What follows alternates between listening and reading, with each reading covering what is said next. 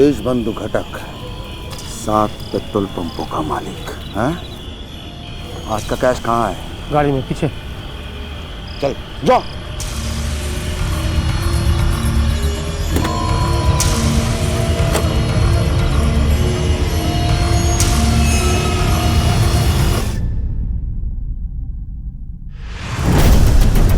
चाय।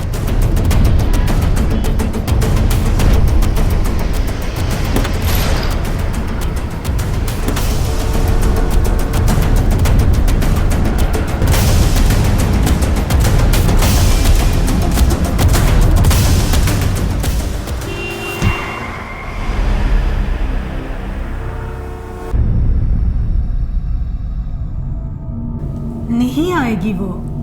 आपको तो पता है ना कितनी जिद्दी है वो। कितनी बार फोन किया है लेकिन वो उठाती ही नहीं है। अब तो लगता है कि बच्चों का मुंह देखे बिना ही हमारी आंखें बंद होगी। ऐसे बात मत करो। एक बार बीरेश से बात कर लो ना तुम। वो तो बात करता है ना तुमसे। उसको एक बार बोलो ना कि वो देबोलीना को समझाए। लगा लगा लगा। हाँ हाँ बीरेश बेटा, केमन आछो? जुग जुग जियो बेटा। हाँ हाँ। अरे बेटा अब क्या है, 2 अटैक हो चुके हैं, तीसरा भी कहीं रास्ते में इंतजार में बैठा होगा। वो आए और हम चले जाएं। छोड़िए ना। हेलो बीरेश बेटा, कैसे हो? हाँ बेटा, बस एक ही इच्छा है। इनकी तो तबीयत ठीक नहीं है। बच्चों को देखने का बहुत मन कर रहा है। तुम लोग आ रहे हो क्या? शक्ति कब? अरे माँ काली तुम्हारा भला करे बेटा, जुग जुग जियो। अरे मैं तो बिल्कुल फिट हूँ, तुम आओ तो सही। बच्चों को लेकर मैं विक्टोरिया, हावड़ा और गंगा ये सब जगह दिखाऊंगा। बस तुम आओ बेटा, जीते रहो जीते रहो। कब आ रहे हैं वो लोग? तुम जल्दी से जाओ और मुझे डिस्चार्ज करवाओ।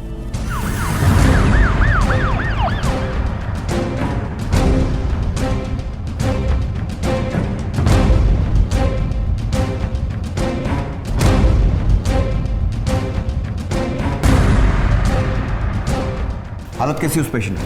We are trying our level best. Doctor, उस आदमी का बचना बहुत जरूरी है। वो अकेला आदमी है जो हमें लखनपाल तक पहुंचा सकता है। ट्राइंग।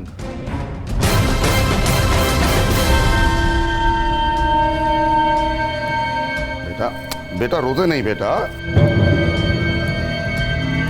अरे सुनती हो? अरे आ रही हूँ। अरे भूख लगी है बच्ची को। देखो रुको रुको रुको, क्या हुआ बेटा? दादा दादा क्या बात है? दादा 2 मिनट। बॉस, रघु पुलिस से बचकर भाग रहा था, गाड़ी से टकरा गया। डरने की कोई बात नहीं है। रघु मर जाएगा मगर जबान से हम लोगों का नाम नहीं लेगा। तू भय पहुंचना, सब ठीक हो जावे।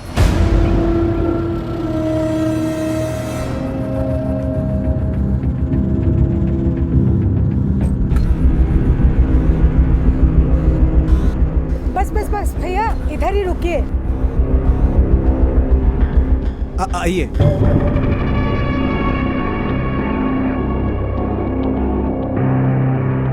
अभी अभी मैंने हॉस्पिटल फोन किया था, तब मुझे पता चला कि आपने जबरदस्ती डिस्चार्ज ले लिया है। आपको ऐसा नहीं करना चाहिए था काकू, कम से कम एक बार मुझे बता तो दिया होता। अरे अचानक मैं एकदम फिट लगने लगा। ये देखो। अरे ये काकू को अचानक जवानी का अटैक किससे आ गया? जमाई बाबू से बात हुई है ना, जैसे ही उन्होंने बताया कि देबोलीना और बच्चों को लेकर आ रहे हैं, बस एकदम ठीक हो गए। 10 साल से हम लखनपाल के पीछे पड़े हुए हैं, लेकिन फिर भी हाथ नहीं लगता। It's a shame. इस कैटेगरी के जितने भी क्रिमिनल्स बंगाल में हुए ना, उनमें सबसे ज़्यादा शातिर है ये। और अनफॉर्चुनेटली कोलकाता इसकी फेवरेट क्राइम डेस्टिनेशन है।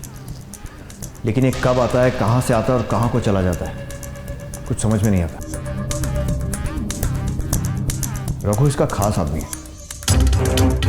मित्रों, अगर रघु कोलकाता में है तो ये पॉसिबिलिटी है कि लखनपाल भी कोलकाता आ चुका है और अपने किसी शिकार पर नजर जमा चुका है। आइए आइए चलिए ना। कोलकाता पुलिस लखनपाल नाम के एक अपराधी की पिछले 10 सालों से तलाश कर रही थी, जो कि केप मारी यानी कि सेंध मारी गैंग का लीडर था। और जो आदमी पुलिस से बचकर भागते हुए एक्सीडेंट का शिकार हुआ था और हॉस्पिटल में जिंदगी और मौत के बीच झूल रहा था, वो उसी लखनपाल गैंग का सदस्य था, जो कि पुलिस को लखनपाल तक पहुंचा सकता था। दूसरी तरफ ठीक उसी समय हॉस्पिटल से अपना इलाज करवा के निकले एक बुजुर्ग शख्स मिस्टर बर्धान को एक खुशखबरी मिली कि उनकी वो बेटी, जिसने बरसों से उनके साथ अपने सारे संबंध तोड़ रखे थे, वो उनसे मिलने के लिए अमेरिका से कोलकाता आ रही थी। इस खबर ने जहां इस बुजुर्ग दंपत्ति के चेहरे को खुशी और दिलों को उमंगों से भर दिया था, वहीं एक शख्स रंजन के चेहरे के रंग को उड़ा दिया था। लेकिन क्यों? क्या रिश्ता था रंजन का इस लड़की देवोलीना से? क्या हॉस्पिटल में पड़े उस मुजरिम और बर्धन्स की कहानी, जिनका आपस में दूर दूर तो कोई संबंध नजर नहीं आ रहा था, आगे जाकर एक दूसरे से मिलने वाली थी? आइए आइए चलिए ना। सर सॉरी, मैं आपके पेशेंट रघु को बचा नहीं पाया। ही इज नो मोर। रघु लखनपाल के गैंग का सबसे खास मेंबर था और उसकी मौत की खबर उसे बहुत जल्द मिल जाएगी। एंड आई एम श्योर कि हमसे बदला लेने के लिए वो कोई ना कोई वारदात जरूर करेगा, वो भी बहुत जल्दी। एक काम करो, इन्फॉर्मर से कहो अपनी आंखें खुली रखें। कोई भी इलाके में नया आदमी या कुछ डाउटफुल दिखता है तो फौरन इन्फॉर्म करें। चलो। Okay sir.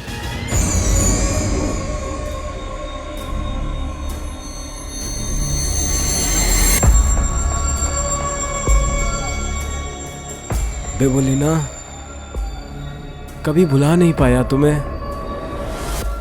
तुम नहीं जानती कितना मिस किया मैंने तुम्हें इन 10 सालों में।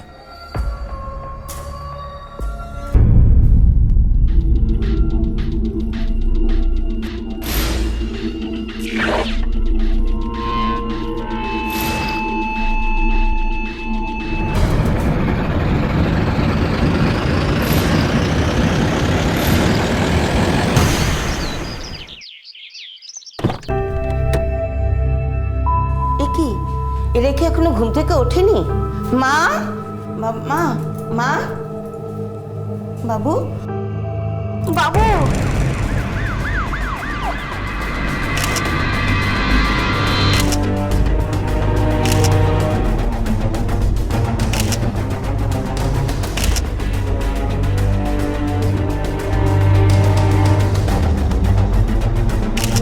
बिस्तर के आसपास और दरवाजे पर भी राख लगी हुई है। मैं एक बार बाहर देख कर आता हूं। Okay sir.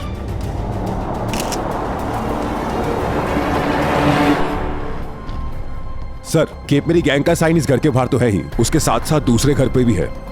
चलो। Okay sir. यहीं पे सर।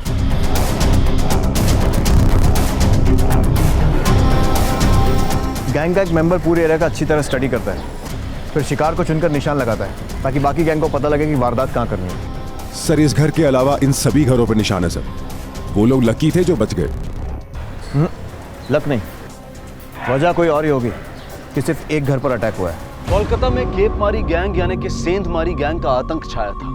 ये गैंग अपने शिकार के घर के बाहर एक खास निशान बना देता था और घर के अंदर छोड़ जाता था राख। सबको लग रहा था कि उनकी हत्या का जिम्मेदार यही गैंग है, लेकिन क्या ये वाकई केप मारी गैंग का काम था या फिर इसके पीछे कोई और था?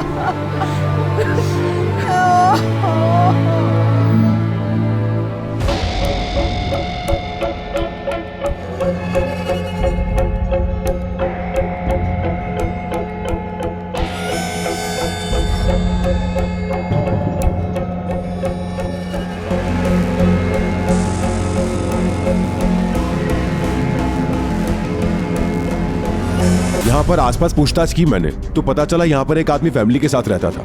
कल रात ही घर खाली किया है। यहाँ के लोग जो हुलिया बता रहे हैं उसका, वो लखनपाल से बहुत मिलता जुलता है। हाँ सर, यही था। पिछले कुछ 4 महीने से इसी घर में रह रहा था सर। अचानक कल घर खाली करके चला गया। घर देने से पहले पेपर वर्क कर चुका था सर। ये रहा आईडी। तनवीर आला, नकली आईडी है। हमारे आदमी चारों तरफ फैले हुए हैं तो वो शहर छोड़कर भाग नहीं सकता। उसने सिर्फ ठिकाना बदला होगा।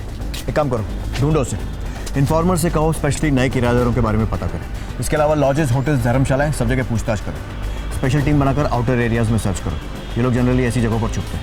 सभी पुलिस स्टेशन को हाई अलर्ट वायर करो। इस बार लखनपाल कोलकाता से बच के जाना नहीं चाहिए। I want to register a complaint. किसके खिलाफ? आपके फादर और मदर इन लॉ के साथ जो कुछ भी हुआ है उसका FIR हम पहले ही रजिस्टर कर चुके हैं and the investigation is going on. कल रात बाबा के लॉयर मिस्टर दास गुप्ता हमसे मिलने आए थे और इन्होंने बताया कि इनफैक्ट आप उन्हीं से सुन सकते हैं। वेल, कुछ 2 साल पहले मिस्टर और मिसेस बर्धन ने अपना सब कुछ रंजन के नाम कर दिए थे, मगर जब उन्हें पता चला कि उनका बेटी और दामाद वापस आ रहे तब उन्होंने मुझे अपना विल बदलने को कहा। उन्होंने कहा कि वो अपना सब कुछ देवलीना के 2 बच्चों के नाम कर देना चाहते हैं और उसके लिए मुझे जल्द से जल्द पेपर भी तैयार करने के लिए बोला गया और उसी रात उनका मर्डर हो गया। क्या आपको इसमें कुछ एबनॉर्मल सा नहीं लगता? तो इंटरेस्टिंग है कि रिपोर्ट लिखाने आप आए जबकि आना उनकी बेटी मतलब आपकी वाइफ को चाहिए। मेरे सास ससुर की तरह वो भी रंजन पे इतना विश्वास करती है कि उसके खिलाफ सोचना तो दूर सुनना भी नहीं चाहती है। और इस विश्वास की वजह? जरूरी नहीं कि हर बात की कोई वजह हो। It's just a coincidence. Viresh जबरदस्ती स्मार्ट बनने की कोशिश कर रहा है और कुछ नहीं। लेकिन वो पति हैं आपके। तो इसीलिए उसकी गलत बात भी मुझे सही मान लेना चाहिए। मैं उनमें से नहीं हूं जिनके लिए पति परमेश्वर होते हैं। उनकी बातों में लॉजिक है। और क्या ये बात आपको अजीब नहीं लगती है कि आपके होते हुए भी आपके पेरेंट्स ने आपकी सारी प्रॉपर्टी रंजन के नाम कर दी? बिल्कुल ठीक किया था उन्होंने। उनकी जगह पे अगर मैं भी होता तो शायद यही करता। क्या? जी लुक, मेरे और देवलीना के रिलेशंस कॉम्प्लिकेटेड है, लेकिन यही कॉम्प्लिकेशंस उनके ऐसे करने की वजह थी। देवलीना ने पिछले 10 सालों से अपने पेरेंट्स की तरफ मुड़कर भी नहीं देखा और इसका कोई वैलिड रीजन भी नहीं है। यूएस आने के बाद उसको वहां की लाइफ इतनी पसंद आई कि वो वेस्टर्नर से ज्यादा वेस्टर्न हो गई। अपनी जिंदगी में मैं वेस्टर्न बनके रहूं या देसी बनके, आपको क्या? लुक मैडम, आप यूएस में या फिर कहीं भी आप क्या करती हैं, कैसे रहती हैं, हमें उससे ना कोई लेना देना है ना कोई फर्क पड़ता है। तो इसीलिए हम सिर्फ उन फैक्ट्स को चेक कर रहे हैं जिनका इस केस से लेना देना है या फिर हो सकता है। तो हमें ये जानना भी बहुत जरूरी है कि खुद की बेटी, दामाद और उनके बच्चे के होते हुए भी मिस्टर बर्धन ने अपनी सारी प्रॉपर्टीज रंजन के नाम क्यों कर दी? इस सवाल का जवाब जो दे सकते थे वो जा चुके हैं। लेकिन आप जवाब देने की कोशिश तो कर सकती है ना। पास्ट में मेरे साथ क्या हुआ, कैसे हुआ, उससे बड़ी बात यह है कि आज मेरे साथ क्या हुआ है। अपने पेरेंट्स को खोया है मैंने और आप इस तरह के सवाल करके मेरी तकलीफ और भी बढ़ा रहे हैं। काश वो जानती और समझती भी कि तकलीफ क्या होती है। ऐसा क्यों कह रही हैं आप? इसलिए क्योंकि वो बहुत ही प्रैक्टिकल लड़की है। स्कूल से लेके कॉलेज तक वो रंजन के साथ थी। दोनों का अफेयर भी चल रहा था। बात शादी तक पहुंच गई थी, लेकिन तभी बीरेश की मौसी ने उसे एक पूजा मंडप पे देखा और रिश्ते की बात चलाई। रंजन तब भी छोटी मोटी नौकरी करता था और आज भी उतना वेल सेटल नहीं है और देवलीना रंजन को छोड़कर बीरेश से शादी करने के लिए राजी हो गई क्योंकि वो वेल सेटल था और वो भी अमेरिका में। और उसके बाद देवलीना ने एक बार भी पलट कर नहीं देखा, ना अपने माँ बाप की तरफ और ना ही रंजन की तरफ। और उसके बाद तब से लेके आज तक हमारा बेटा ही ख्याल रखता आ रहा था उनका। सर, इस फैमिली की इक्वेशन से इस केस का कोई लेना देना है ऐसा लगता तो नहीं है। उस दरवाजे पर केप मैरी गैंग का साइन और उसके अलावा लखनपाल का भी सेम एरिया में होना, ये बात तो क्लियर है कि ये काम भी उसी के गैंग का है। लेकिन दूसरे घरों पर भी वही साइन था पर वहाँ कुछ हुआ नहीं, जबकि इसके पहले ऐसा कभी नहीं हुआ है कि लखनपाल या उसकी गैंग ने किसी घर को चुना हो और छोड़ दिया हो। और ये जो प्रॉपर्टी का एंगल है इसे भी इग्नोर नहीं किया जा सकता, वेरीफाई करना पड़ेगा। देवलीना को इस बात का एहसास हो चुका था कि उसने रंजन के प्यार को ठुकराकर गलती की थी और वहीं दूसरी तरफ देवलीना से धोखा खाने के बाद भी रंजन अब तक उसे भुला नहीं पाया था। तो क्या बर्धन दंपत्ति की हत्या एक साजिश थी जिसे देवलीना और रंजन ने मिलकर अंजाम दिया था, या फिर बर्धन द्वारा अपनी जायदाद को पहले रंजन के नाम करने और फिर अपने इस फैसले को बदल देने से नाराज रंजन ने अकेले ही इस दोहरी हत्या को अंजाम दिया था? अगर ऐसा था तो फिर केप मारी गैंग का इस सारे मामले में क्या रोल था?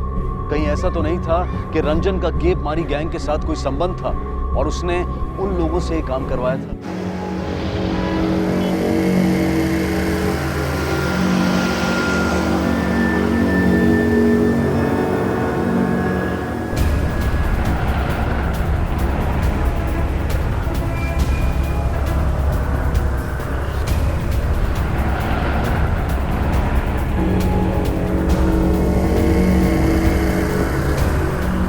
रंजन, ट्रैम में क्या कर रहा है? अभी तो कार से चलने के दिन है। कोई मॉडल वॉडल पसंद किया? सर मुझे पैदल चलने में कोई तकलीफ नहीं है और मुझे पता है सर आप ऐसा क्यों कह रहे हैं, पर यकीन मानिए सर इसमें मेरा कोई हाथ नहीं है। काकू ने अपनी सारी प्रॉपर्टी मेरे नाम कर दी, ये सोच के खुद मैं बहुत हैरान हूँ। मेरा इसमें कोई अधिकार नहीं है सर, ये सब कुछ देवुलीना का है और मैं ये सब कुछ देवुलीना के नाम करने के लिए तैयार हूँ। सही में ऐसा सोचते हो या सिर्फ बोलने के लिए कह रहे हो? मैं सच कह रहा हूँ सर, मैंने ऑलरेडी अपने वकील से बात कर ली है, आप चाहो तो उससे पूछ सकते हो। देवुलीना के यूएस जाने के बाद कब कब और कितनी बार मिले उससे? एक बार भी नहीं सर। अब भी उससे प्यार करते हो? सर मेरी पर्सनल लाइफ के बारे में जानने का आपको कोई राइट नहीं है। हमारे राइट छोड़ो, अपनी बात करो। कुछ तो रॉन्ग जरूर है तुम्हारे साथ। देवुलीना ने तुम्हें धोखा दिया। कोई नॉर्मल इंसान होता तो उससे जुड़ी हर चीज़ से नफरत करता, और तुम 10 सालों से उसके माँ बाप की सेवा करते आ रहे हो। क्यों? मैं नॉर्मल नहीं हूँ, शायद इसीलिए देवुलीना भी मुझे छोड़ के चली गई। ठीक है, अभी जाने दे रहा हूँ, लेकिन नजर रहेगी तुम पर। और याद रखना, शहर छोड़कर कहीं बाहर मत जाना। सारे सवालों के जवाब तभी मिल सकते थे जब केप मारी गैंग का कोई सदस्य या उसका मुखिया लखन पाल पुलिस के हाथ आ जाता। सर कुछ बोला उसने? गाड़ी में बताता हूँ। ओके। हेलो, बोलो श्याम। हाँ ठीक है सर, इन्फॉर्मर का फोन था, उसने लखन पाल और उसके गैंग को पास के एरिया में देखा है। चलो।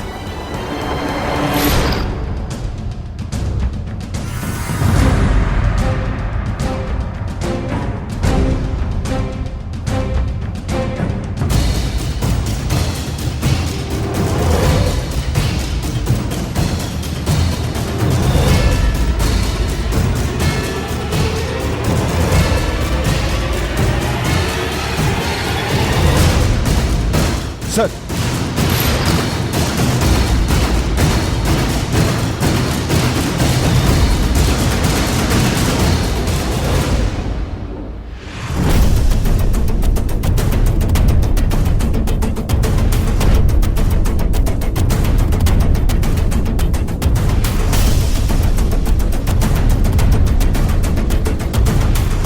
सर कुछ नंबर्स लिखे हुए हैं। सारे टुकड़े कलेक्ट करो और जोड़कर देखो ये नंबर्स किस चीज के। और हाँ, फॉरेंसिक टीम को भी बुलवा लो। Okay sir.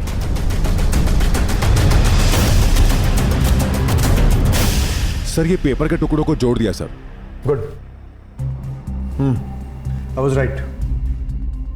ये लूट का हिसाब ही है। तो इसका मतलब ये है सर, ये लोग यहाँ से फिर से फरार हो चुके हैं। शायद।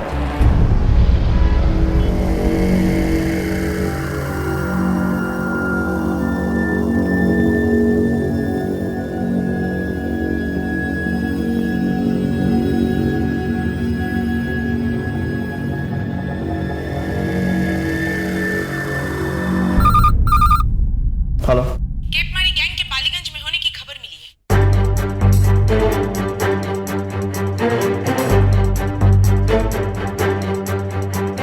यहाँ के कई घरों में वैसा ही मार्क किया गया है।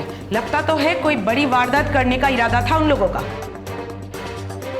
सभी बेहोश हैं। Chloroform sir. हेलो हेलो, शुनचंद नाम की? Call the ambulance. ये केप मारी गैंग पिछले 10 सालों में लूट की सैकड़ों वारदातों को अंजाम दे चुका था, लेकिन आज तक इस गैंग द्वारा किसी का कत्ल नहीं किया गया था। इसके अलावा जिस दूसरे परिवार को क्लोरोफॉर्म सुंघाकर बेहोश कर दिया गया था और जिन्हें वक्त पर पहुंचकर पुलिस ने बचा लिया था, उनके दरवाजे पर भी केप मारी गैंग का एक खास निशान पाया गया था, जो कि बर्धांस के दरवाजे पर भी था। तो क्या केप मारी गैंग ने खून ना बहाने की अपनी नीति को बदल दिया था, या फिर ये कोई और था जो इस गैंग के निशान का इस्तेमाल करके पुलिस को गुमराह कर रहा था? दोनों ही सूरतों में पुलिस के सामने एक बड़ी और दोहरी चुनौती थी। पहली, बर्धांस को इंसाफ दिलाना, और दूसरी, अगर केप मारी गैंग का इन घटनाओं से कोई भी संबंध था तो भविष्य में उन्हें और घटनाओं को अंजाम देने से रोकना।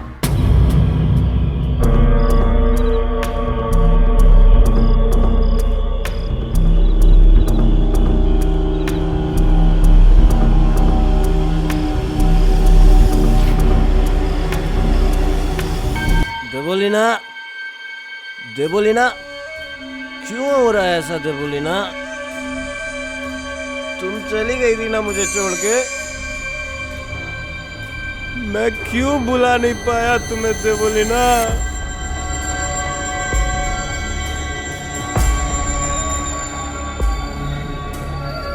देवोलीना, देवोलीना, तुम मेरी देवोलीना हो ना?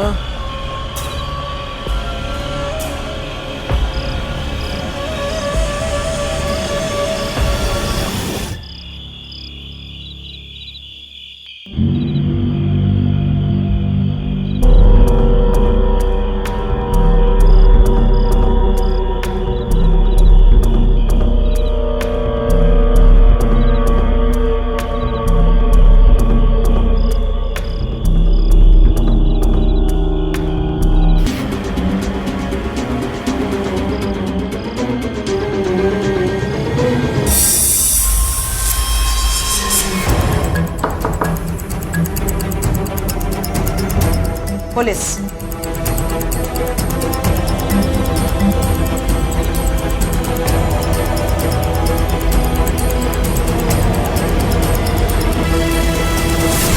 सर, रंजन के बारे में अभी अभी एक खबर आई है। वो अभी भी देवोलीना के प्यार में सर से पांव तक डूबा है। पुलिस, अभी अभी जो घर से गया, क्या रिश्ता है तेरा उससे? ग्राहक है मेरा, मुझे देवोलीना देवोलीना कह के पुकारता है।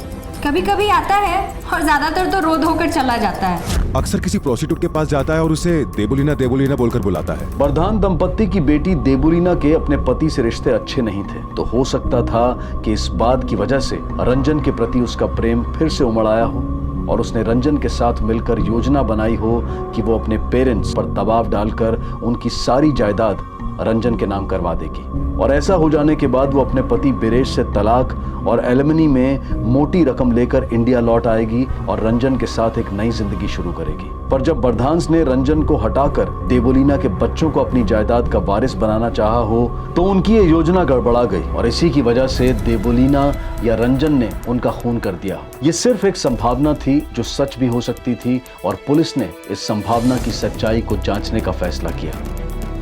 लेकर आओ उसे।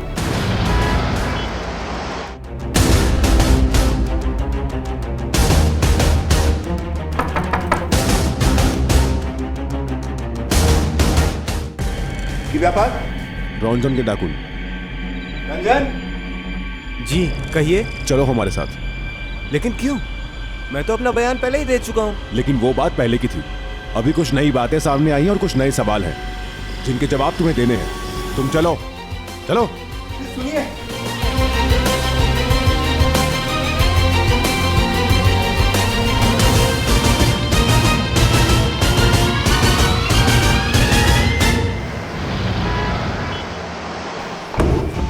क्यों पीछे पड़े हैं आप लोग रंजन के? बूढ़े माँ बाप है उसके घर पे, अगर उन्हें कुछ हो गया तो कौन जिम्मेदार होगा? प्लीज काम डाउन, हम लोग सिर्फ अपनी ड्यूटी कर रहे हैं। लेकिन बहुत गलत ढंग से। मैं जानती हूँ उसे और आज से नहीं बचपन से। मेरे उसे छोड़ने के बाद भी पिछले 10 सालों से मेरे बूढ़े माँ बाप की सेवा करता आया है। वो उन्हें क्यों मारेगा? इसी क्यों, कैसे और किसने का जवाब ढूंढ रहे हैं और जैसे ही मिलेगा आपको भी बता देंगे। और हमारी उससे कोई पर्सनल दुश्मनी नहीं है। अगर वो निर्दोष है तो कुछ नहीं होगा उसे। और अब आप घर जाइए, वरना पुलिस के काम में रुकावट डालने के चार्ज में मुझे आप पर भी एक्शन लेना पड़ेगा।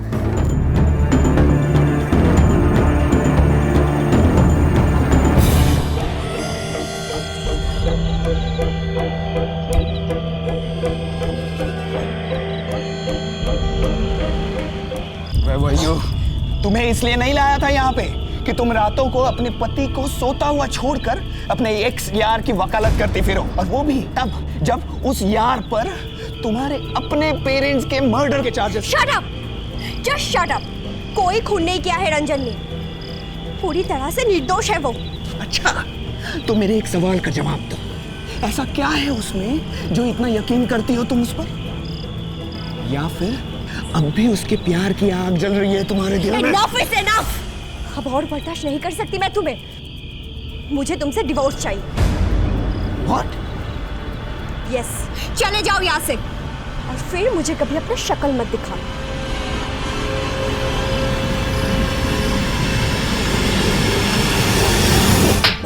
Please sir, please sir, please sir. अभी भी टाइम है, सच सच बोल दे वरना चमड़ी उधेड़ दूंगा। तू नहीं मारा ना उन दोनों को पैसों के लिए? हाँ बोल। सर कितनी बार बोलूं सर, मैंने किसी को नहीं मारा सर, मैंने किसी का खून नहीं किया सर। सर आप लोग मेरी बात का यकीन क्यों नहीं कर रहे सर? सर ये ऐसे नहीं मानेगा। चल। सर आपका फोन।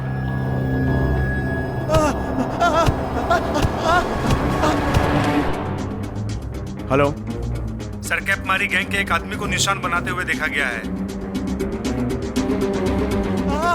मित्रों क्विक। पुलिस को अब तक ना तो केप मारी गैंग तक पहुंचने में कोई सफलता मिली थी और ना ही बर्धन दंपत्ति के कत्ल को लेकर कोई नया सच सामने आ रहा था। और तभी एक फोन कॉल के द्वारा उन्हें केप मारी गैंग के एक सदस्य के कहीं होने की खबर मिली। इस खबर पर तुरंत कार्रवाई करते हुए उस आदमी को पकड़ लिया गया और उसकी पूछताछ में जो कुछ सामने आया वो चौंका देने वाला था। वो लखनपाल के केपमारी गैंग में मैं नया नया शामिल हुआ हूँ साहब। उन लोगों ने मुझे वो लूट के लिए घर चुनने का काम सौंपा था। पिस्टल अटैक यानी मिस्टर बर्धन का घर, वो वारदात तुम लोगों ने की थी? साहब, हाँ साहब, मैंने उस आदमी का गला काटा था। केप मारी गैंग के इस गुर्गे हरिया के पकड़े जाने से ये केस अचानक और बड़ी आसानी से हल हो गया था। उसके इकबाले जुर्म ने एक बेटी पर से अपने ही माता पिता की हत्या में शामिल होने के शक को मिटा दिया था और वहीं रंजन की मासूमियत को भी साबित कर दिया था। क्या सब कुछ वैसा ही था जैसा कि दिखाई दे रहा था? क्या वाकई देबुलीना और रंजन बेकसूर थे? क्या वाकई ये केस सॉल्व हो चुका था? जरा मदद कीजिए।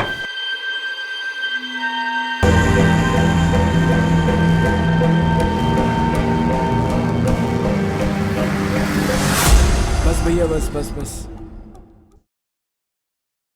ये लीजिए भैया। विरेश, मेरी बात तो सुनो।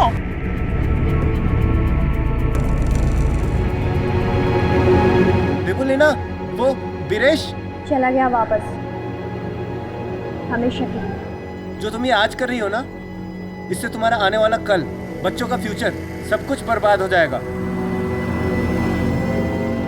गुजरे हुए कल के मुख पर खड़े होकर ही हमारा आज आने वाले कल को देखता है ना Ranjan?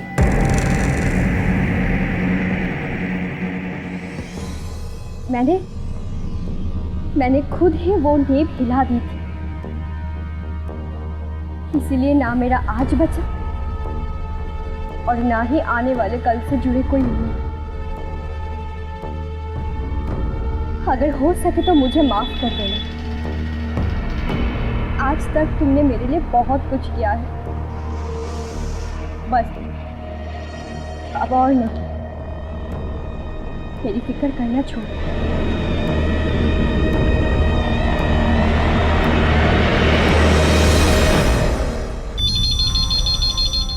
Hello sir, Dankuni toll नाका पर एक गाड़ी पर कैप मारी गैंग का निशान देखा गया है। ओके।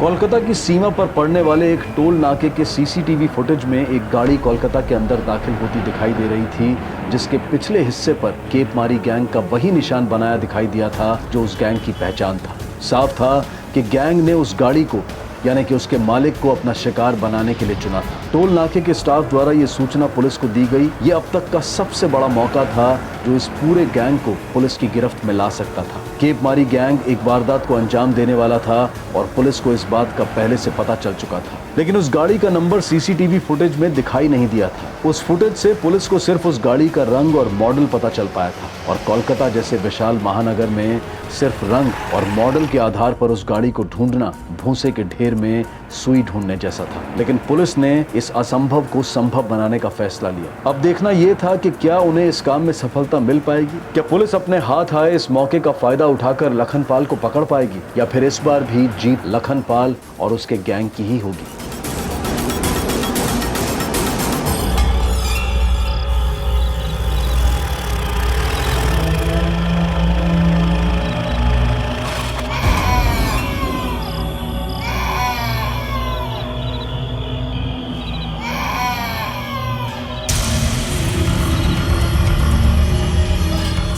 पेट्रोल पंपों का मालिक है। आज का कैश कहाँ है? गाड़ी में पीछे। चल जाओ।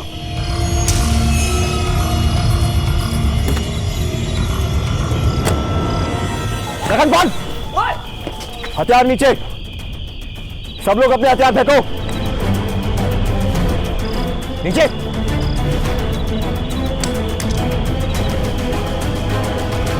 गाड़ी पर जो निशान लगाया था ना, उसी से तू हमारे निशाने पर आ गया।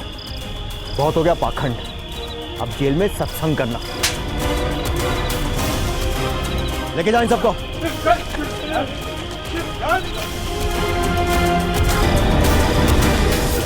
चल उठ।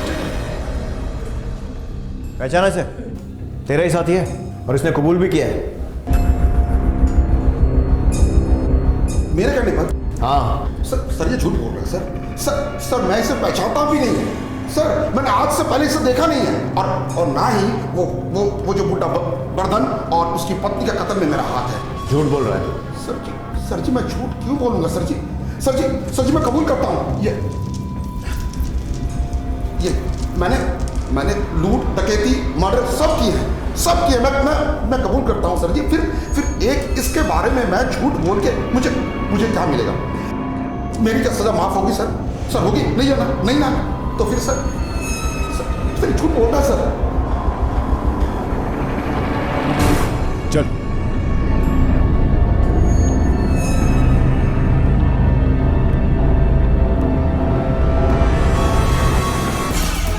सर, हरिया अपने पिछले बयान पर ही टिका हुआ है कि उसी ने वर्धन को मारा है और वो लखनपाल के गैंग का एक हिस्सा है। सर गैंग के सभी मेंबर्स से हमने पूछताछ की है, लेकिन सबका कहना है कि हरिया कभी उस गैंग में शामिल नहीं रहा। और सर वर्धन के मामले में उन्होंने अपने गैंग का हाथ होने से इनकार किया है।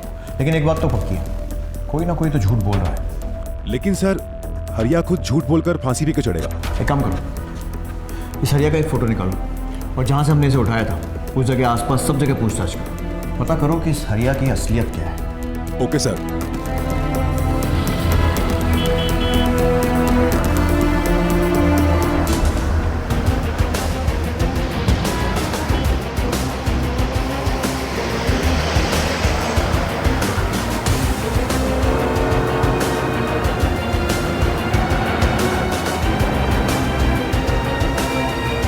पुलिस ने अपनी समझदारी और मेहनत के बलबूते पर लखनपाल और उसके गैंग को हिरासत में ले लिया। पूछताछ के दौरान लखनपाल ने अपने और अपने गैंग द्वारा अब तक अंजाम दी गई हर वारदात को स्वीकार किया, लेकिन वर्धन के घर हुई लूट और उनकी हत्या में अपना किसी भी तरह का हाथ होने से वो लगातार इनकार कर रहा था। यानी कि साफ था कि हरिया, जो पहले से पुलिस की गिरफ्त में था और अपने आप को केप मारी गैंग का सदस्य बता रहा था, झूठ बोल रहा था। पुलिस द्वारा सख्ती बरते जाने के बाद वो टूट गया और तब पुलिस के सामने आया वो शख्स जिसने न सिर्फ हरिया को एक मोहरे की तरह इस्तेमाल किया था, बल्कि वर्धन का हत्यारा भी वही था।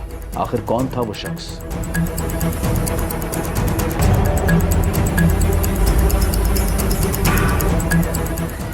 बुरो, हाँ? इसको पहचानते हो? चलो चल। बता किसके कहने पर ये काम किया? सर उसका बड़े एहसान है मुझ पर, उनका नाम कैसे ले सर? देख, हमारे सब्र का इम्तिहान मत ले वरना बहुत पछताएगा। बोल। सर उन्होंने ही कहा था कि ऐसा आदमी ढूंढो जो दोनों खून का इल्जाम अपने सर पे ले ले। लेके चलो।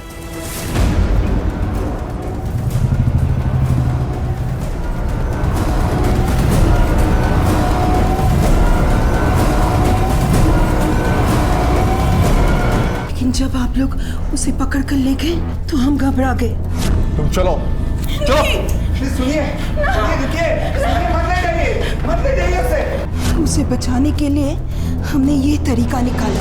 बुरो को बोला कि कोई ऐसा आदमी ढूंढ के निकाले जो इन हत्याओं का इल्जाम अपने सर ले सके। बुरो ने हरिया को ढूंढ निकाला। हाँ साहब, मैंने उस आदमी का गला काटा था और इस काम के लिए हमने उसे 5 लाख रुपए भी दिए थे। बस साहब, ये एक ही तरीका था हमारे बच्चे को बचाने के लिए। वर्धन दंपति को क्यों मारा? और कोई रास्ता बचा नहीं था हमारे पास। देबुलीना ही वजह थी।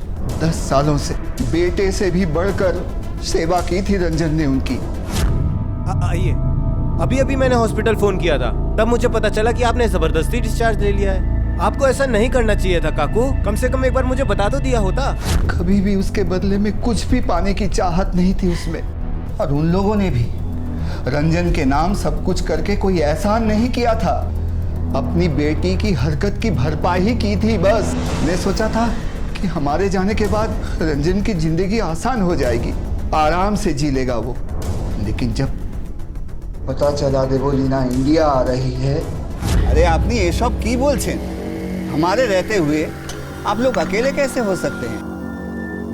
और रंजन, हमसे ज्यादा तो वो आप लोगों का बेटा है, पूरी जिम्मेदारी उठा रखी है आप लोगों को। फिर वो तो है, बेटे से भी बढ़कर है वो हमारे लिए। अरे अभी अभी अस्पताल से आए हो, फिर कहाँ चल दिए? अरे दो नतनियां आ रही है अमेरिका से, उनके लिए कुछ तैयारी करनी है कि नहीं? एसी का भी सर्विसिंग करवाना है। कोलकाता में कितनी गर्मी पड़ती है इन दिनों। और ये जो मोड़ पे डिपार्टमेंटल दुकान खुला है ना, उसमें जाकर देखना है तो उसमें कॉर्न फ्लैक और ओट्स मिलता है कि नहीं। मैंने पता किया है कि अमेरिका में बच्चे सुबह के नाश्ते में कॉर्न फ्लैक और ओट्स ही खाते हैं। और हाँ करुणा, मैं बाहर जा रहा हूँ, लौटते वक्त वकील साहब से मिलते हुए आऊँगा।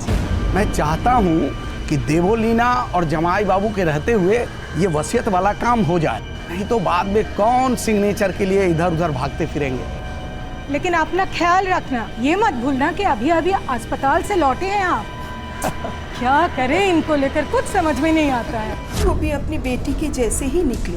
पहले बेटी ने धोखा दिया हमारे बेटे को, और अब वो देने जाने वाले थे। पिछली बार तो हमने बर्दाश्त कर लिए थे, पर इस बार ये नहीं होने दे सकते थे हम अपने बच्चे के साथ। उन दिनों केपमारी गैंग के बारे में रोज न्यूज आ रही थी, कैसे वो घरों में निशान लगा रहे थे, फिर उसे कैसे लूटते थे। बस हमने तय कर लिया कि देवोलीना के आने से पहले ही खत्म कर देंगे उन्हें।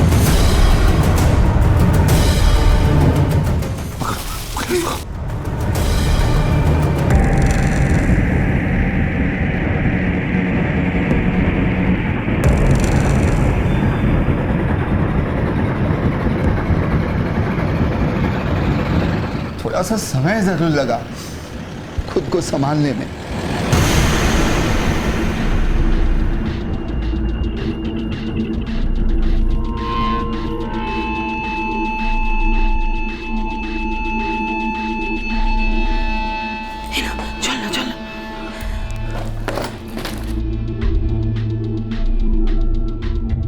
ताड़ाताड़ी करो, सूरज झुक जाएगा।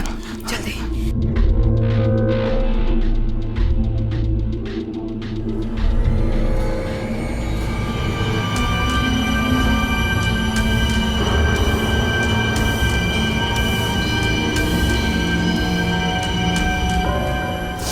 हमने जो भी किया अपने बेटे के लिए किया। हमें लगा कि हमने उसका फ्यूचर सिक्योर कर दिया है।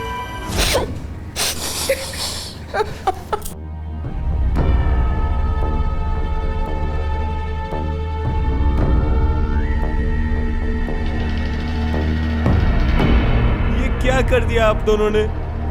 क्यों किया ऐसा? जब भी कोई तकलीफें या मुश्किलें सामने आती हैं तो दुनिया का लगभग हर इंसान अपने आप से और ऊपर वाले से एक ही सवाल करता है, आखिर मैं ही क्यों? बुरा वक्त या हमारे साथ कुछ बुरा होने के पीछे ऊपर वाले का कौन सा मापदंड या प्रकृति का कौन सा नियम काम करता है, ये हम नहीं जानते।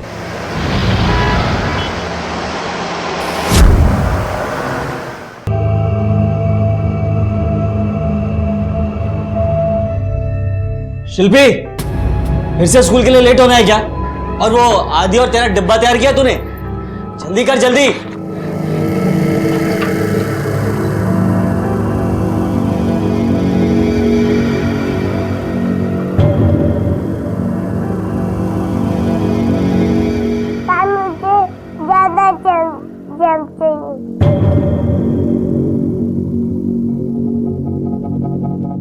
शिल्पी जल्दी आ, लेट हो रहा है स्कूल को।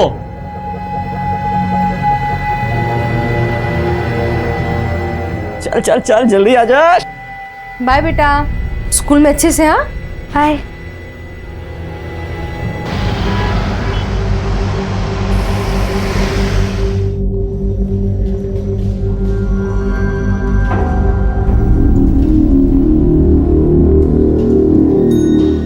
शिल्पी, बेल बज गया, चलो जल्दी जाओ, नहीं तो टीचर से मार पड़ेगी। आ जाओ जाओ जाओ, चलो।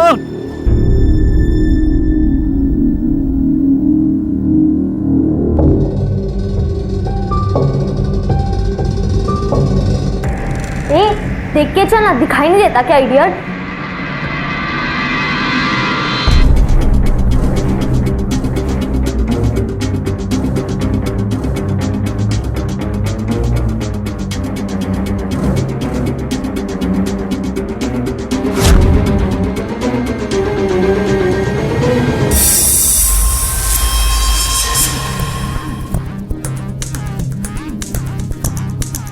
Stand up. ये क्या लगाया तूने? लिपस्टिक लगाया है? स्कूल में लिपस्टिक लगा के आते हैं? जाओ जाके पोंछ कर आओ। तुम सब पढ़ाई करो।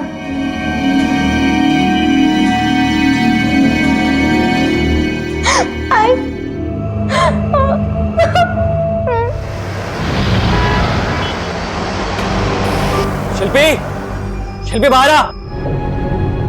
मामी मैंने कुछ नहीं किया। कंटाला है मेरे को तेरे को घर दिया, खाने को देते हैं, इतना बहुत नहीं है कि तेरे लिए जबान चलाती है मेरे सामने। बाबा मत मारो ताई को।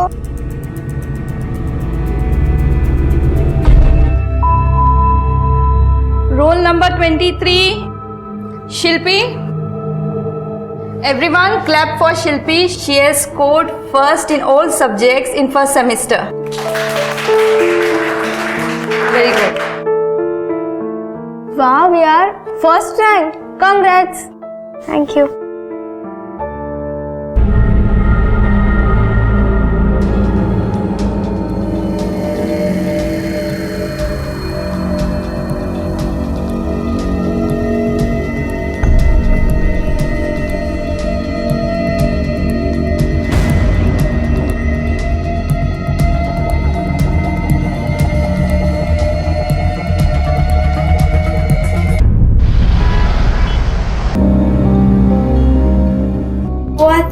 टीवी समोर ना, बाजू हट।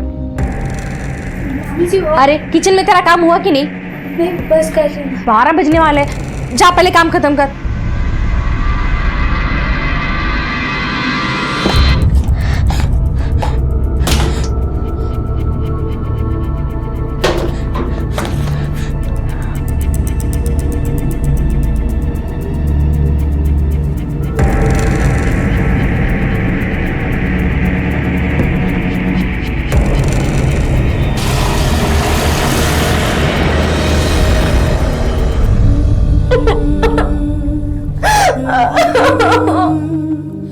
टीनेज, किशोर अवस्था, जीवन का वो पहलू जब इंसान अपने आप को बचपन और जवानी की सरहद पर खड़ा पाता है।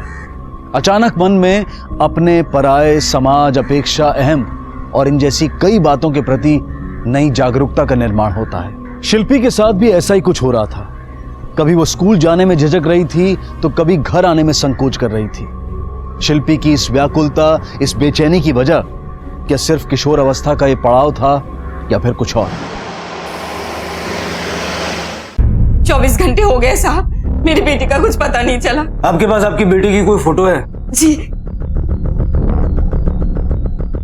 मेरी बेटी को ढूंढ दीजिए। क्या नाम है इसो? शिल्पी। बस मेरी भाई और बहनी के साथ रहती है। आज तुम्हें जब फोन किया। दादा कैसे हो? घर में सब ठीक है? एक बार शिल्पी से बात करा दो। अगर शिल्पी वहां नहीं है क्या? क्यों? क्या साला? पद्मा, ये तेरी बेटी ना गायब है, पता नहीं कहाँ चली गई। तेरी बेटी ने ना दिमाग खराब करके रखा है मेरा।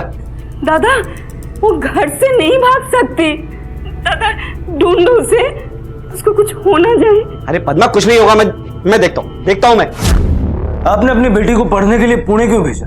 आपकी बातों से तो नहीं लगता कि आपके भाई भाभी इस बात से खुश थे? मेरे पास और कोई रास्ता नहीं था साहब। रास्ता नहीं था मतलब? उसको बचाने के वास्ते। किस चीज से बचाना चाहती थी आप उसे? मेरे पति से उसको बचाने के लिए दूर भेज दिया था शिल्पी को। बेटी को हाथ मत लगा। शिल्पी भाग! शिल्पी जा! तूने भगाया उसे? पति को झूठ बोला था मेरे पति की मार से अपनी बच्ची को बचाने के लिए मैंने उसे अपने भाई के वहां भेज दिया। मेरे पति को भी ये बात नहीं पता कि वो घर से भाग गई है। करता क्या है आपका भाई? क्या वो सच में आपकी बेटी की जिम्मेदारी उठाने के लिए तैयार था? जानती हूँ साहब, ये आसान नहीं था, पर भाई मेरी मजबूरी समझता है, यही मेरे लिए बहुत है साहब। रहता कहाँ है आपका भाई? उसका एड्रेस लिखवा दीजिए।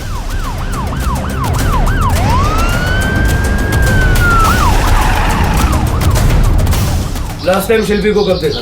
साहब उसको हमने कल रात में देखा था। सुबह से गायब है वो।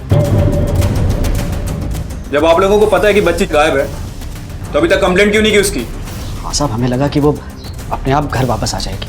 हाँ साहब, हमको तो बोलकर गई थी कि जल्दी सोने जा रही हूँ, क्या पता था कि रूम से ही भाग जाएगी। साहब हमें तो सुबह ही पता लगा कि वो घर से गायब। हमें लगा कि अपनी माँ के यहाँ गई होगी। मैं ताई को फोन करने ही वाला था कि ताई का फोन आ गया। दादा, घर में सब ठीक है? एक बार शिल्पी से बात करा दो। पद्मा, ये तेरी बेटी ना गायब है, पता नहीं कहाँ चली गई।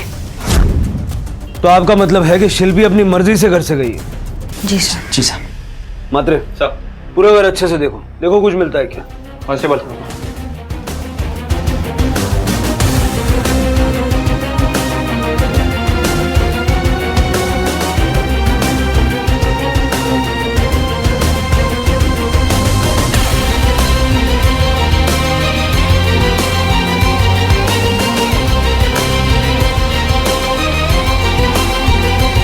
सर ये देखिए, ये नोटबुक वॉशरूम के आईने के पीछे छुपाई गई थी। ध्रुव, आप किसी ध्रुव को जानते हैं? नहीं सर। तुम्हें ओळखता का? नहीं।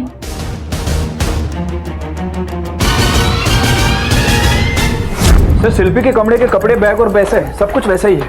और ये नोटबुक जो उसने इतना संभाल के बाथरूम में छिपा के रखा था, उसे ऐसे तो छोड़ के नहीं जाएगी। सर हो सकता है कि शिल्पी कुछ टाइम के लिए घर से बाहर गई हो और फिर वापस आने वाली हो। और उसे रास्ते में कुछ हो गया। पड़ोसियों से पूछताछ करो कि आसपास कोई ध्रुव रहता है क्या, और इस फैमिली का आपस में रिश्ता कैसा था। और ये भी पूछना कि शिल्पी को किसी लड़के के साथ आते जाते किसी ने देखा है क्या। साहब,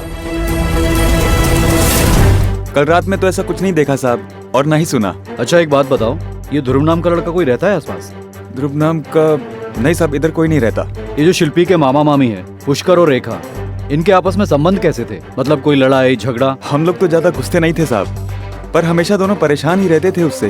क्या बोलते थे उसको कि गंदी लड़की है वगैरह वगैरह। ये उम्र में तो सब बच्चे ऐसे ही होते हैं साहब। ऊपर से उसका मामा बहुत कड़क आदमी था साहब, जब देखो चिल्लाता रहता था। मतलब मामा और मामी के बीच के संबंध अच्छे नहीं थे? रेखा का तो हमेशा से वही रोना साहब, लड़की बोझ है, इतना खर्चा होता है। अच्छा किसी ध्रुव नाम के लड़के को जानती हो? नहीं साहब। साहब हमें फिक्र थी उसकी, तभी टोकते थे उसको। हाँ साहब, एक तो दूसरे की बेटी, जिम्मेदारी तो हमारी थी। कल का दिन कुछ ऊंच नीच हो जाता, लोग तो हम ही से पूछते। देखो साहब, आप लोग भी तो हम ही को पूछ रहे हो। शी बाबा, किसी को ना मदद ही नहीं करना चाहिए। एक तो मदद भी करो और आरोप भी लो। इसीलिए साहब हम पहले से उसके साथ थोड़ा कड़क रहते थे। शिल्पी को भी पता था कि मामा मामी उसके भले के लिए बोलते हैं। मतलब ताई से पूछ लो, ताई कभी उसने कोई तकरार की? हमें पता चला कि शिल्पी लोगों में बहुत ही कम घुलती मिलती थी, बहुत कम बात करती थी। ऐसा क्यों? मुझे कुछ नहीं पता साहब, मुझे कुछ नहीं पता। अब सिर्फ मेरी बेटी को ढूंढ दो साहब। देखिए आप शांत हो जाइए, हम पूरी कोशिश कर रहे हैं। क्या लगता है सर? मात्र इस उम्र के बच्चों के घर से भागने के केसेस बहुत हैं, और शिल्पी के घर परिवार में भी काफी प्रॉब्लम्स थे। अभी तो ऐसा ही लग रहा है कि भाग गई। तुम उसके स्कूल जाके पूछताछ करो, देखो वहां कोई ध्रुव है क्या। साहब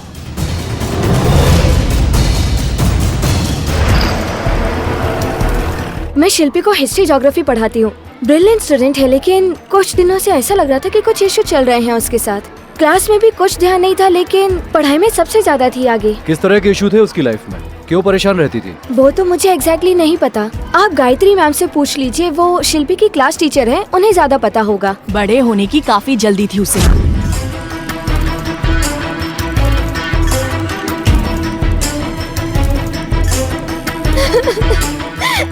पर कभी कभी ऐसा लगता था कि उसके घर में कोई टेंशन भी है। बहुत बार बुलाया मैंने उसके घर वालों को, पर कोई नहीं आया। हेलो, मैं शिल्पी की क्लास टीचर मिसेस गायत्री बात कर रही हूँ। आप शिल्पी की मामी बोल रही हैं? हाँ मैं उसकी मामी बोल रही हूँ। बोलिए। आपको अभी यहाँ आना पड़ेगा, शिल्पी के बारे में कुछ जरूरी बात करनी है। अरे मैडम, अभी काम में छोड़ के उधर कैसे आऊँ मैं? आप भी हम लोग उसके लिए इतना कुछ कर रहे हैं, वो कम है क्या? अब इससे ज्यादा हम लोग कुछ नहीं कर सकते। लेकिन शिल्पी को संभालना भी तो आपकी ड्यूटी है, वरना हाथ से निकल जाएगी। उसको संभालना हमारा काम है, वो हम देख लेंगे। आप अपना काम करो। ठीक है जी। She is very good student, हर चीज में आगे, स्पोर्ट्स में आगे, पढ़ाई में आगे, हर बार टॉप करती है। इतने सारे अवार्ड्स भी मिल चुके हैं उसे। स्पोर्ट्स में बहुत अच्छी है वो। इनफैक्ट मेरे अंडर ही ट्रेनिंग ले रही थी। पता नहीं क्या हुआ, सब अचानक बंद कर दिया। मैंने उसे भी कहा था स्पोर्ट्स में करियर बना सकती हो, लेकिन उसे पढ़ाई में ज्यादा ध्यान देना था और इसीलिए आपको शिल्पी पे गुस्सा आ गया। नहीं, गुस्सा नहीं, निराशा हुई। इतना टैलेंट पढ़ाई करके वेस्ट हो रहा है। एनीवे, सबका अपना अपना पॉइंट ऑफ व्यू है, हमारा काम है गाइड करना। शिल्पी तो बहुत अच्छी है अंकल, वो मेरी बेस्ट फ्रेंड है, प्लीज उसे ढूंढ दीजिए। हम पूरी कोशिश कर रहे हैं उसे ढूंढने की। अच्छा छवि, एक बात बताओ, किसी ध्रुव नाम के लड़के को जानती हो जो तुम्हारी क्लास में है? अगर तुम हमारी मदद करोगी तो हम तुम्हारी फ्रेंड शिल्पी को जल्दी ढूंढ लेंगे। जानती हो किसी ध्रुव नाम के लड़के को? अंकल, ध्रुव और शिल्पी के बारे में किसी को नहीं पता, सिर्फ मुझे पता है। वो 10th स्टैंडर्ड में है, 2 साल सीनियर है वो हम सबसे। हाँ सर, मुझे पता है शिल्पी। सिर्फ पता है, अच्छे से जानते हो? क्योंकि शिल्पी के कमरे में हमें ये नोटबुक मिली है, इसमें तुम्हारा नाम है। हाँ सर, वो हमेशा मुझसे बात करने को ट्राई करती थी, पर मैं उसे भाव नहीं देता था। बच्ची है सर वो। सर अभी तो देख के ऐसा लगता है कि शिल्पी घर से भाग गई होगी, शायद मामा के कड़क स्वभाव की वजह से या फिर स्कूल टीचर की कंप्लेंट की वजह से।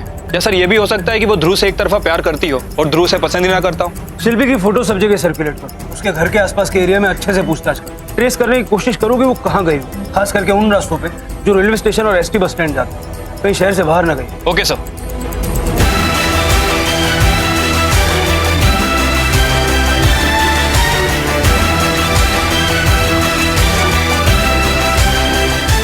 इस बच्ची को देखा है कहीं पे? हाँ, ही मुलगी शिल्पी ना, पहचानता साहब मैं इसको, और रात को इधर से क्रॉस हुई। ठीक से याद है ना तुम्हें? यही लड़की रात को यहाँ से गई थी ना? अरे पक्का साहब, पहचानता हूँ मैं इसको। क्या है ना, इन लोगों का स्कूल ही पीछे की तरफ है, इसलिए बहुत से बच्चों को, उनके आई बाबा को पहचानता हूँ मैं। वैसे बहुत प्यारी बच्ची है साहब, हमेशा नमस्ते करती थी मुझे, लेकिन कल रात को ऐसा कुछ भी नहीं। जैसे ही वो क्रॉस हुई ना साहब, वो उतने में वो आ गया। अरे वैसे सुनिए ना, आपने शिल्पी को देखा है क्या? वो यहीं पीछे स्कूल में पढ़ती है। हाँ, अभी अभी इधर ही गई है वो, स्कूल की तरफ। इस तरफ? हाँ। कौन है उसका काका या मामा है, वही आया। मुझे लगा वो आ गया है, इसका मतलब कोई टेंशन नहीं। अरे क्यों रो रहा है आदि? दूध कौन पिएगा? दाई चाहिए मुझे, दाई चाहिए। अगर चुप करा इसे, मेरा ना दिमाग घूम गया। चिल्लाओ मत। अरे बेटू, ताई आ जाएगी, ताई घूमने गई है।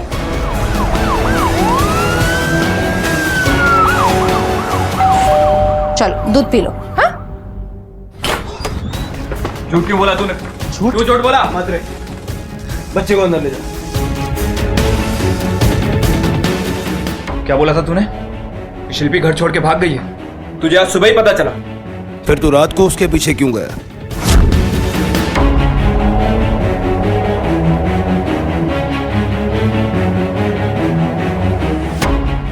अब सीधे सीधे बोल कि झूठ क्यों बोला तुमने? भाई, ये क्या बोल रहे हैं? पापा के वजह से लाइट चली गई, पापा के वजह से लाइट चली गई। शिखा इसको अंदर लेके चलो।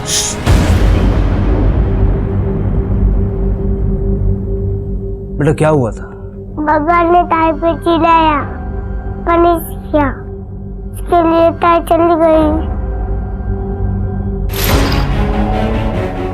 साहब, मैंने डांटा था शिल्पी को, वो स्कूल से फोन आया था, उसके कंप्लेंट थी उसके लिए, घर से बाहर भी खड़ा किया था। ओहो, एक मिनट, जास्ती आराम करने से पहले मेरी बात सुन लो। ये जो आपकी भांजी है ना, आज फिर कुछ तमाशा करके आई है स्कूल में। आज फोन आया था स्कूल से टीचर का। शिल्पी बाहर आ। मामी, मैंने कुछ नहीं किया। कंटाला है मेरे को तेरे को घर दिया, खाने को देते हैं, इतना बहुत नहीं है कि तेरे लिए मुझे जवाब देती है, जबान चलाती है मेरे सामने। बाबा मत मारो ताई को। चल बाहर, चल बाहर।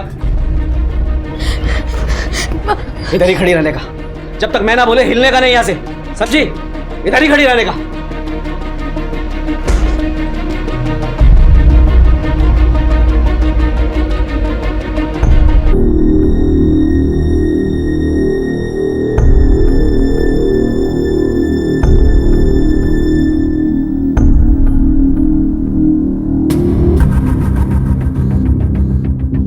आहो 20 मिनट झाले, जाओ उसको अंदर बुला लो।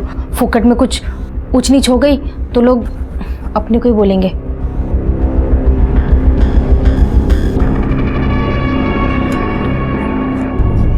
अरे शिल्पी कहाँ गई है? शिल्पी नहीं है बाहर, मी भग रही है तो। क्या? पता नहीं कहाँ हो गया। मत रे, क्यों चले रहा? चल। अरे साहब मुझे पकड़ के क्यों ले जा रहे हैं? अगर पकड़ना ही है तो शिल्पी के बाप को पकड़ो, रवि को। रवि को तो कुछ नहीं पता, तू बता, तू क्या छुपा रहा है? साहब शिल्पी के स्कूल से फोन आया था, वो लोग कंप्लेन कर रहे थे उसकी, तो रेखा ने घबराकर ताई को फोन किया, लेकिन ताई भी घर पर नहीं थी। पद्मा घर पे नहीं है, क्यों परेशान कर रही है? परेशान मैं नहीं, परेशान तुम्हारी बेटी ने कर रखा है हमें।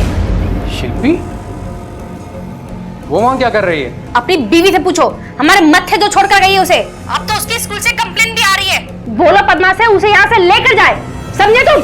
बता दिया तूने उसको? क्या किया? मेरी बेटी को बचा लीजिए साहब, मेरी बेटी को बचा लीजिए। वो ही उसको ले गया होगा। मत रे, रवि के ट्रायंगुलेशन रिकॉर्ड्स और कॉल रिकॉर्ड्स निकलवाओ सब। सर इसका मतलब यह हुआ कि उसे घर से भागे हुए काफी टाइम हो गया, लेकिन अगर सर वो वाकई घर से भागी है तो अभी तक उसे घर आ जाना चाहिए। लेकिन इस तरह अकेली लड़की, सर शायद कहीं उसे कुछ हो ना गया हो, या सर यह भी हो सकता है कि उसके मामा और उसके पापा के अलावा उसे किसी तीसरे ने गायब किया हो। तो सर ये रहे शिल्पी के बाप के फोन ट्रायंगुलेशन रिकॉर्ड।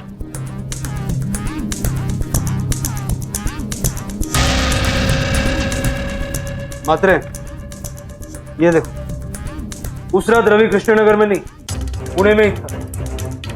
और सर ये देखिए, शिल्पी के बाप ने इस नंबर पे बार बार कॉल किया है।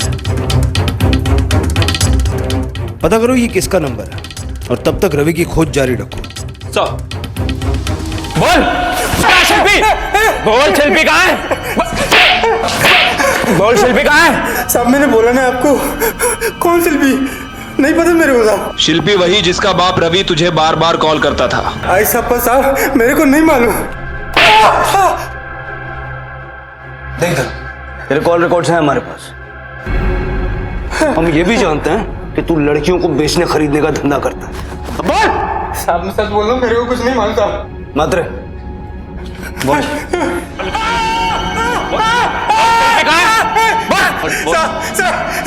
बताता हूँ साहब, बताता हूँ साहब। वो रवि अपनी बेटी बेचना चाहता था साहब। फिर पता नहीं वो पहुंचा नहीं साहब, मेरे को जाने दो साहब। मारो मत साहब, मारो मत प्लीज। बताता हूँ साहब, प्लीज मारो मत। मैं शिल्पी को बेचना चाहता था, लेकिन क्या? कहाँ है वो? वही नहीं मालूम साहब। जब मुझे शिल्पी के बारे में फोन आया। पद्मा घर पे नहीं है, क्यों परेशान कर रही है?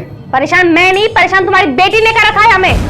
शिल्पी, वो वहां क्या कर रही है? अपनी बीवी से पूछो, हमारे मत्थे जो छोड़कर गई है उसे। अब मैं पुणे आया था उसको लेने के वास्ते, पर रास्ते में एक शराब की दुकान देखी तो मैंने पी ली। फिर पता नहीं कब साहब मैं इतना नशे में हो गया कि रास्ते में ही लुढ़क गया। उठा तो पता नहीं किधर था साहब। मैं खुद ही उसको ढूंढ रहा हूँ साहब, ताकि उसको बेच सके, उसे धंधा करवा सके। नहीं सर, नहीं साहब, सर नहीं साहब। सर फोन ट्रायंगुलेशन रिकॉर्ड के हिसाब से रवि सच बोल रहा है। वो उसी लोकेशन पर था जहां उसने हमें बताया है। फिर भी मैंने एक टीम को रवि की फोटो के साथ उस शराब की दुकान और उसके आसपास के एरिया में पूछताछ के लिए भेज दिया है।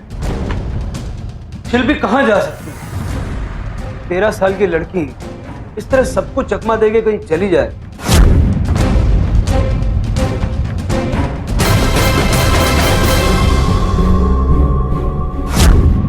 बात मुझे हजम नहीं हुई। पुलिस का अंदाजा सही था। आखिर इस केस में ऐसा मोड़ आया जिसकी किसी को उम्मीद नहीं थी।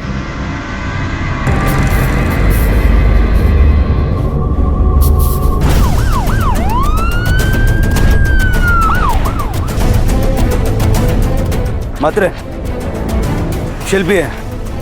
घर से भागी हुई शिल्पी क्या परिस्थितियों का शिकार बनी थी या फिर कोई और गहरा राज था उसकी मौत के पीछे? लगाना, तुम दोनों की वजह से गई हो। तुम लोगों ने मारा उसको। दाई चाहिए मुझे, दाई चाहिए मुझे। सर, शिल्पी की पोस्टमार्टम रिपोर्ट।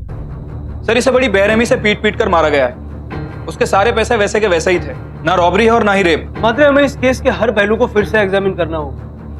शिल्पी के बाप के पास मोटिव भी था और मौका भी। मैं पुणे आया था उसको लेने के वास्ते, शिल्पी को बेचना चाहता था।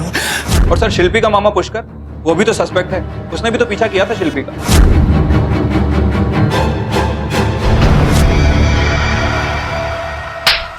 इतनी नफरत करता था शिल्पी से कि उसे मार दिया। मैंने शिल्पी को नहीं मारा साहब, मैं उस पर थोड़ी सख्ती करता था क्योंकि वो जिम्मेदारी थी मेरी। एग्जैक्टली, तेरी जिम्मेदारी तेरा बोझ बन गई थी। उस दिन तू वैसे ही गुस्से में था। तेरी वार्निंग के बावजूद जब वो चली गई तो तुझे और गुस्सा आ गया और उसे मार दिया। कहीं साहब मैंने शिल्पी को नहीं मारा साहब, वो भांजी थी मेरी, मेरा खून थी साहब। मैंने इतना जाके ढूंढा उसे, बात कहाँ नहीं ढूंढा, नहीं मिली तो घर वापस आ गया। मैं अपनी ही बेटी को क्यों मारूं? अपनी बेटी को बेचने के लिए तो खुशी खुशी तैयार था तू। तब नहीं लगा तुझे कि तेरा अपना ही खून है? हो सकता है कि तेरे डर से उसने भागने की कोशिश की हो और तूने उसे मार दिया हो। साहब, मैं सच बोल रहा हूं, मैंने शिल्पी को नहीं मारा। मैं तो शराब के नशे में रहता। आज शपथ, मेरे को उसके गायब होने के बारे में भी नहीं मालूम था। फिर मैं उसको कैसे मारूंगा साहब, कैसे? मात्र पुष्कर के खिलाफ हमारे पास कोई सबूत नहीं। ऐसा कुछ भी नहीं है जो उसके बयान को झूठा साबित कर सके। और सर, रवि का भी यही चक्कर है। एक फोन ट्रायंगुलेशन रिकॉर्ड ही हमारे पास जरिया था, लेकिन अब वो भी उसके बयान से मैच खाता है। सर, हमें इन दोनों को जाने देना होगा। ठीक है, जाने दो, लेकिन दोनों पे नजर रख। सर। मात्रे सर, उस रात शिल्पी स्कूल गई थी, राइट? उसकी स्कूल में भी तो किसी से दुश्मनी हो सकती है। हो सकती है सर। एक बार फिर से स्कूल हुआ। Okay sir.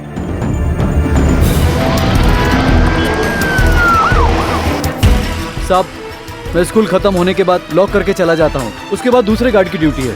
उसको पूछा मैंने, लेकिन वो बोलता है कि उसने कुछ नहीं देखा। लेकिन क्या? वो दूसरा गार्ड है ना, सोते रहता है। उसकी कंप्लेंट भी मैंने की। अब उसके सोते समय वो बेचारी आके गई होगी तो कुछ पता नहीं साहब। बहुत अच्छी लड़की थी साहब। अरे शिल्पी, बेल बज गया, चलो जल्दी जाओ, नहीं तो टीचर से मार पड़ेगी। आज जाओ। किसी को उसकी फिक्र नहीं थी साहब। सबके माँ बाप आते थे, लेकिन वो बेचारी हमेशा अकेली। ठीक है, चलो। बिलीव नहीं होता शिल्पी। अच्छा, स्कूल में ऐसा कोई है जो शिल्पी के साथ ऐसा कुछ कर सके? आप तो उसकी क्लास टीचर थी, आपको तो पता ही होगा। देखिए, आप जो भी उसके बारे में जानते हैं हमें बता दीजिए। छोटी से छोटी इन्फॉर्मेशन हमारे काम की। वो स्पोर्ट्स टीचर सुगम पाटिल, वो शिल्पी पे गुस्सा था। वो शिल्पी को ट्रेन कर रहा था, उसे नेशनल लेवल तक ले जाना चाहता था, पर शिल्पी ने पढ़ाई को इंपॉर्टेंस दी। बस यही बात, इसी बात पे गुस्सा था sir. Sugam Patil, sport teacher. Yes sir. Chhavi, बेटा रोना बंद करो, ठीक से बताओ तुम किसके बारे में बता रही थी? अंकल, नैना शिल्पी से बहुत जलती थी। देख के चल ना, दिखाई नहीं देता क्या इडियट? वो शिल्पी हमेशा फर्स्ट आती है ना, इसलिए नैना उसको हमेशा बुली करती थी। कभी उसको धक्का दे देती थी तो कभी उसका खाना गिरा देती थी, लेकिन शिल्पी ने कभी उसके साथ कुछ नहीं किया। और नैना हमेशा उसके बारे में झूठ झूठ बोलती थी, गंदी गंदी बातें फैलाती थी। ये नैना ने लिखा था। और अंकल, नैना ने एक बार शिल्पी को स्टोर रूम में बंद भी किया था, क्योंकि उसे पता था कि उसे डर लगता है। आई, दरवाजा खोलो। अरे तुम्हें कैसे पता कि ये सब नैना ने लिखा है? तुमने देखा था उसे लिखते हुए? नैना स्कूल हॉस्टल में रहती है, हम दोनों रूममेट्स हैं और वो हमेशा कहती थी कि वो शिल्पी को नहीं छोड़ेगी। अच्छा छवि, एक बात बताओ, जिस दिन से शिल्पी गायब हुई, मतलब जिस दिन से वो स्कूल नहीं आ रही है, उसके पहले वाली रात से नैना तुम्हारे साथ थी? हाँ, सिर्फ 10 बजे को वो बाहर गई थी चुपके से, हमेशा की तरह। तो तुम शिल्पी को सताती थी? नैना, सर कुछ पूछ रहे हैं ना? इतना हेट करती थी कि मार दिया उसे? नहीं सर, आई स्वेयर टीचर मैंने नहीं मारा। तो फिर उस रात तुम हॉस्टल के कमरे से बाहर क्यों निकली थी? नैना कुछ पूछ रहा हूं मैं, अगर तुमने जवाब नहीं दिया तो मैं इस बात को मान लूंगा कि तुम्ही ने शिल्पी का खून किया। नहीं सर, उस रात मैं अपने कमरे से बाहर निकली थी स्मोक करने। रोज जाती हूँ, बॉयज हॉस्टल के कुछ लड़के हैं उनके साथ। सिर्फ स्मोक करने निकली थी? Yes sir. अच्छा, उस रात तुमने शिल्पी को देखा था क्या? यस।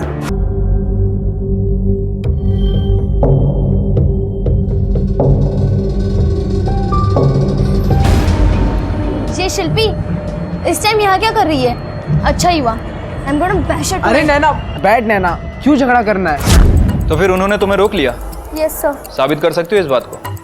क्योंकि ऐसा भी तो हो सकता है कि उन लोगों ने तुम्हें उकसाया हो और उनके साथ मिलकर शिल्पी को। नहीं सर, आई स्वेयर मेरे सारे फ्रेंड्स मुझे शिल्पी को कुछ करने भी नहीं देते। ऐसा क्यों? क्योंकि वो सीनियर की गर्लफ्रेंड थी ना, और मेरे सारे फ्रेंड्स उसके भी फ्रेंड्स हैं और वो सब उसी के क्लास में।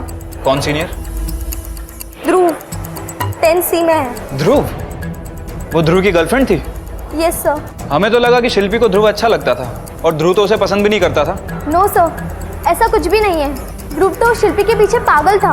उस दिन बायोलॉजी लैब में उसने शिल्पी का नाम लिखा था यहाँ शोल्डर पर नाइफ से, सिर्फ शिल्पी को इतना प्रूव करने के लिए कि वो उसे कितना लाइक करता है।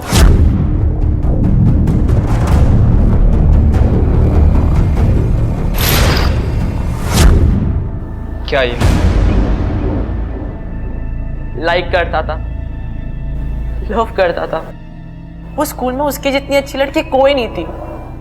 She was good to everyone, पर फिर भी बेचारी हमेशा सैड रहती थी। पर उसने कभी किसी को हेट नहीं किया। और स्कूल में एवरीवन इज स्टूपिड, इसलिए हमने किसको भी नहीं बताया। हम छिपकर मिलते थे, वो भी कभी कभी, क्योंकि उसे डिस्ट्रैक्ट नहीं होना था, उसे अपने पढ़ाई पर ध्यान लगाना था।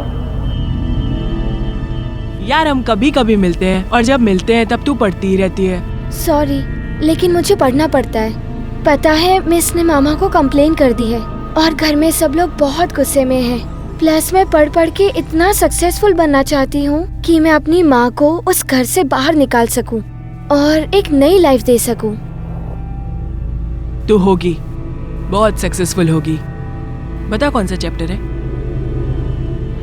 And now she is gone, पर अब भी आई लव हर। अच्छा, स्कूल में ऐसा कोई था जिसे नफरत थी शिल्पी से? वो नैना? शिल्पी की मौत से उसे कुछ? वो साइको है, वो कुछ भी कर सकती है। पर अगर उसने कुछ किया होता मेरे फ्रेंड्स मुझे बता देते कि वो मेरे कुछ फ्रेंड्स के साथ ही घूमती है। और वो तुम्हारा स्पोर्ट टीचर सुगम, वो? सुगम सर को शिल्पी पे गुस्सा तो था। इनफैक्ट उसने मुझे एक बार बताया भी था कि वो उसके घर पहुंच गए थे।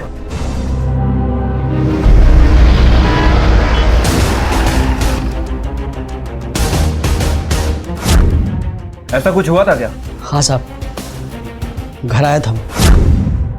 काय ना, अभ्यास तर तिचा चालूच आहे। अब जरूरी थोड़ी है ना कि फर्स्ट आना है। तो मैं कह रहा था कि उसे स्पोर्ट्स पर फोकस करने दीजिए। She is very good in sports. विश्वास ठेवा माझ्यावर, पुढे जाऊन ती चॅम्पियन होईल। देखिए सर, इसकी जिम्मेदारी है हम लोगों पर, और यहाँ ये पढ़ने आई है, तो इसलिए स्पोर्ट्स वोर्ट्स यहाँ नहीं चलेगा। आप जाइए यहाँ से। नहीं चलेगा मतलब? मी स्वतः तुमच्या घरी आलो आणि तुम्ही असं बोलताय? आपको पता है मैंने कितनी मेहनत की है उसके ऊपर, कितना टाइम वेस्ट किया है। Time waste? अरे उसके पैसे मिलते हैं तुम्हें, वो फर्ज है तुम्हारा। क्या फर्ज है मेरा? और क्या पैसे पैसे क्या? हाँ, अरे एक एक कॉन्टैक्ट्स मैंने यूज किया है उसको स्पोर्ट्स की स्कॉलरशिप दिलवाने के लिए। अगर आगे नहीं जाना था तो बोल देते ना, मैं किसी और स्टूडेंट को दिलवा देता। मैं क्या वेड़ा है? कहाँ वेड़ा है? बस बहुत हुआ, अब इस तरह से जबरदस्ती नहीं कर सकता तू। मैं ना तेरी कंप्लेंट करूंगा स्कूल में। अरे नौकरी चली जाएगी तेरी। अरे चल निकल यहाँ से, निकाल। Bloody hell. ये क्या तरीका है बात करने का? छोड़ूंगा नहीं तुमको, याद रखना, समझे? बहुत मेहनत की मैंने, सब खराब, छोड़ूंगा नहीं, छोड़ना नहीं तुम्हारा। निकाल। बहुत अजीब सा था, पहली बार कोई ऐसा टीचर देखा था साहब। तो फिर आप लोगों ने हमें पहले क्यों नहीं बताया? आप साहब, स्पोर्ट्स के लिए कोई खून वून थोड़ी ना करेगा। कितनी छोटी छोटी बातों पर लोग खून कर देते हैं, आपको अंदाजा भी नहीं। हाँ, मैं था गुस्से में, म्हणून गेला थोड़ा कंट्रोल, म्हणून झाली बाचाबाची। ये सब तो होता रहता ना सर, उसका मतलब ये थोड़ी ना है कि मैंने उसका खून किया। I am a teacher, not a criminal sir. अच्छा, ये देखो तुम्हारा कच्चा चिट्ठा, तुम्हारा बैकग्राउंड चेक। पिछले स्कूल में तुम पे मॉलेस्टेशन का चार्ज लगने वाला, किसी तरह रेजिग्नेशन देकर बच निकले। बकवास, सब बकवास है सर। हाँ ना सर, कुछ साबित भी नहीं हो पाया। स्टूडेंट को रेसलिंग सिखा रहा था, बाय मिस्टेक टी शर्ट फट गई थी, उसमें मेरा क्या कसूर? और बाय द वे उस लड़की ने कंप्लेंट भी नहीं की थी। तो दूसरा एक कोच होता, जलता था मुझसे, उसने कंप्लेंट की थी। और हाँ, मुझ जैसे शरीफ टीचर पे इल्जाम लगाने के बजाय उस अनपढ़ वॉचमैन को क्यों नहीं पकड़ते आप? क्या नाम है उसका, रमन? शिल्पी पे बुरी नजर थी उसकी, उसे घूरता था हमेशा। अरे शिल्पी, बेल बज गया, चलो जल्दी जाओ। ठीक है, जब तक हम ना कहें शहर से बाहर मत जाना, और अगर जरूरत पड़ी तो पुलिस स्टेशन बुलाएंगे। अच्छा अमन जी, ये वॉचमैन रमन का नेचर कैसा था? शिल्पी के लिए कुछ एक्स्ट्रा स्वीट था ये? उसे कुछ फॉलो करता था ये? देखिए, वो तो सबसे अच्छे से बात करता है, is very caring for students. हाँ, कभी कुछ ऐसा लगा नहीं कि वो शिल्पी के लिए एक्स्ट्रा स्वीट है। वैसे तो हमारे वॉचमैन अंकल बहुत अच्छे हैं, हाँ, लेकिन वो कभी कभार शिल्पी को उसके घर तक फॉलो करते थे।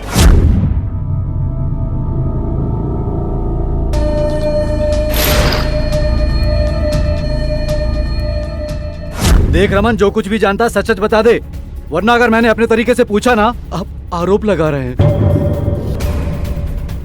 मुझ पे आरोप लगा रहे हैं साहब। फिक्र थी साहब उसकी, मैंने पहले ही बोला ना आपको साहब कि उसके घर वालों को उसकी जरा भी नहीं पड़ी थी।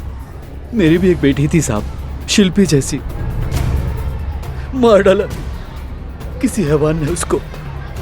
और मुझे डर था साहब कि कहीं शिल्पी के साथ भी ऐसा कुछ होना चाहे, इसलिए मैं ज्यादा ध्यान देता था उसके पीछे।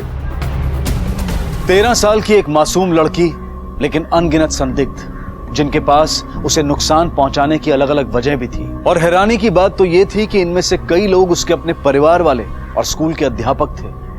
वही लोग जिन पर शिल्पी की सुरक्षा का जिम्मा था, आज उन्हीं लोगों पर भक्षक होने का संदेह किया जा रहा था। और वॉचमैन रमन सर, उसका बैकग्राउंड चेक किया है, वो सच बोल रहा है। उसकी वाकई एक 14 साल की लड़की थी जिसका रेप करके मर्डर कर दिया गया था। तो अब बचा शिल्पी का मामा पुष्कर और शिल्पी का बाप रवि। दोनों के पास मोटिव भी था और मौका भी।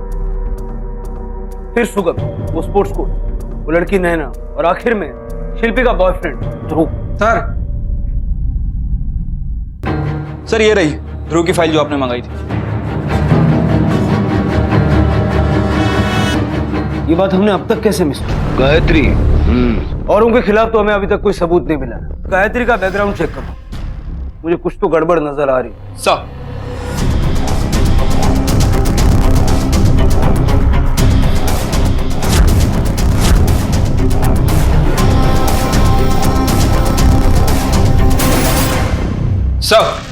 गायत्री सिंगल मदर है, अपने बेटे को लेकर काफी पजेसिव रहती है। बेटा ही सब कुछ है, लेकिन उसने हमसे एक बात छुपाई है। उसके बेटे की पढ़ाई ठीक से नहीं चल रही थी, उसके मार्क्स लगातार गिरते ही जा रहे थे। मैंने कहा था ना, कुछ ज्यादा ही शांत। लेकिन सर, गायत्री अगर कुछ छुपा भी रही है तो मुझे नहीं लगता कि हम उसे इतनी आसानी से तोड़ पाएंगे। मैं जानता हूं, हम उसके बेटे को तोड़े।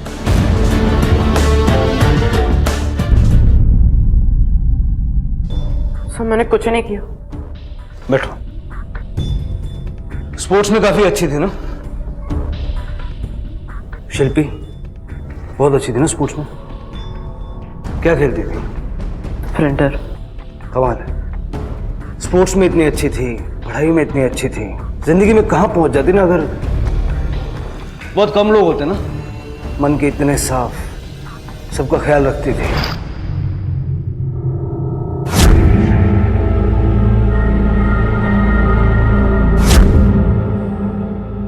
खैर अब तो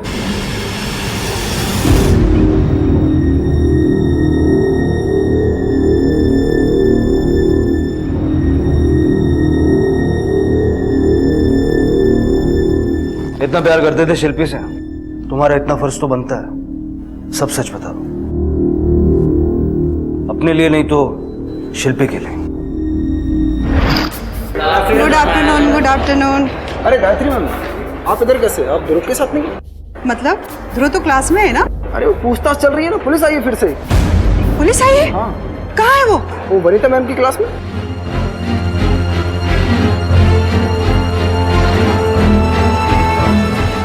सब मेरी वजह से हुआ, मेरी वजह से। प्यार मैंने किया शिल्पी से और उसकी सजा शिल्पी को मिली।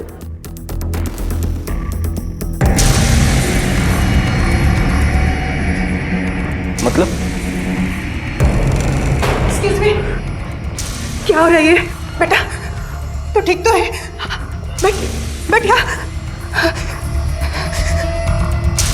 हाउ डेयर यू, मेरे परमिशन के बिना आप लोग ऐसे कैसे कर सकते? परमिशन है, स्पेशल परमिशन, क्योंकि ध्रुव की माँ यानी कि आप इस केस की मेन सस्पेक्ट है। अब खुद से सारा सच बताओगी या ध्रुव से उगलवा? ध्रुव की इसमें कोई गलती नहीं, सारी गलती मेरी।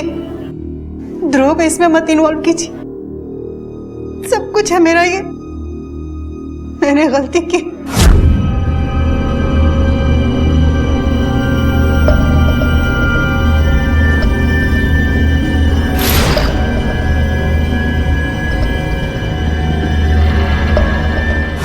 मैंने ध्रुव को बहुत समझाने की कोशिश की, उस लड़की से दूर रहो, इसके मार्क्स कम आ रहे थे, बोर्ड एग्जाम आ रहा था, वो लड़की इसकी लाइफ बर्बाद कर देती।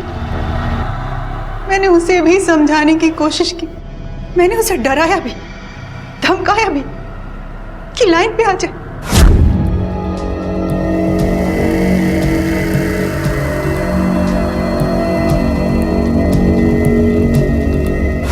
हद तो तब हो गई जब वो ध्रुव के कमरे तक पहुंच गई। I don't know what to do, मुझे नहीं पता, कुछ समझ में नहीं आ रहा। घर से भी निकाल दिया, मेरे पास कोई और चारा नहीं था ध्रुव, इसीलिए मैं इधर आई। मैंने बोला ना, मैं तुझे कुछ नहीं होने दूंगा, प्रॉमिस। और अगर कुछ ज्यादा प्रॉब्लम हुआ तो हम दोनों भाग जाएंगे। बेटा ये तुम्हारी बुक।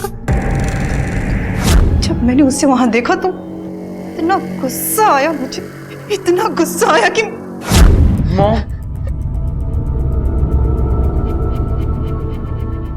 तो इतनी रात को मेरे बेटे के कमरे में क्या कर रही है? हाँ? मेरे बेटे की लाइफ बर्बाद करने आई है तू? मॉम चुप कर, ऐसी लड़कियों को मैं बहुत अच्छे से जानती हूँ। नहीं मिस, ऐसा कुछ नहीं। Stop it!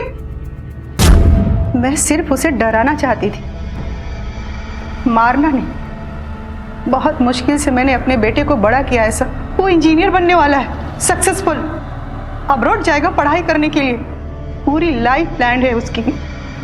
उस बीच ये प्यार मोहब्बत नौटंकी मैं नहीं देख सकती अपने बेटे की जिंदगी बर्बाद होते हुए। सारी गलती शिल्पी की है, मैंने कुछ नहीं किया। ऐसे संभाला तुमने एक 13 साल की मासूम बच्ची को बेरहमी से मार के? किसी और लड़के को पकड़ती तो बच जाती, मेरे बेटे को उसने पकड़ा। टीचर थी तुम उसकी। उससे पहले ध्रुव की मैं माँ हूं। जिस उम्र में बच्चों को सहारे और संवेदना की जरूरत होती है, उस उम्र में मानो शिल्पी को सभी ने त्याग दिया। दिल से सच्ची, मन से निर्मल और अत्यंत प्रतिभाशाली शिल्पी को कभी किसी से प्यार नहीं मिला, और जब मिला तो उसे इसकी एक बड़ी कीमत चुकानी पड़ी। और यही कीमत उससे सच्चा प्यार करने वाले 3 व्यक्तियों को भी चुकानी पड़ी। उसकी मां, छोटा भाई आदि और ध्रुव। शिल्पी की मृत्यु और मां के कुकर्म ने ध्रुव के मन पर इतना गहरा घाव छोड़ा था जो शायद कभी न भर पाए। कहते हैं कि स्कूल बच्चों का दूसरा घर होता है, वो मंदिर जहां गुरु किसी शिल्पकार की तरह बच्चों के भविष्य को रूप देता है। लेकिन गायत्री ने तो शिल्पी का भविष्य ही मिटा दिया। हमसे जुड़े अलग अलग लोगों के प्रति हमारे अलग अलग फर्ज भी होते हैं, इस फर्ज को नजरअंदाज ना करें, इस पर किसी की जिंदगी निर्भर हो सकती है। अगले हफ्ते से देखिए क्राइम पेट्रोल, सोमवार से शुक्रवार रात 10:30 बजे। मैं अनूप सोनी अब आपसे विदा लेता हूं। फिर मुलाकात होगी अगले एपिसोड में एक और चौंका देने वाले केस के साथ। तब तक अपना और अपने परिवार का ख्याल रखें और देखते रहें क्राइम पेट्रोल डायल 100। सबक एक को, सीख हम सबको। जय हिंद। क्राइम पेट्रोल्स के और भी दिलचस्प कहानी देखने के लिए हमारे चैनल को सब्सक्राइब करें और बेल आइकॉन दबाना न भूलें। क्राइम पेट्रोल्स के और भी दिलचस्प कहानी देखने के लिए हमारे चैनल को सब्सक्राइब करें और बेल आइकॉन दबाना न भूलें।